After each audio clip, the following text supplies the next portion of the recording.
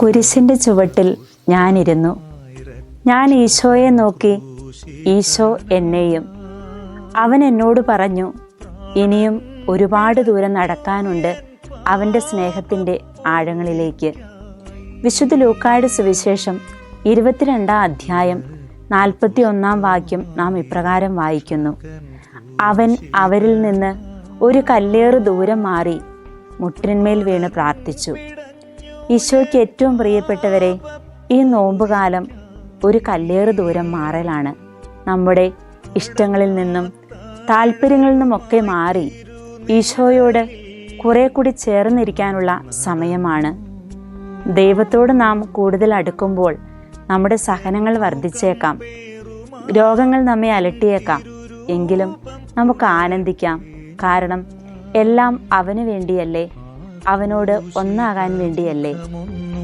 മാറോടു ചേർക്കട്ടെ ഞാൻ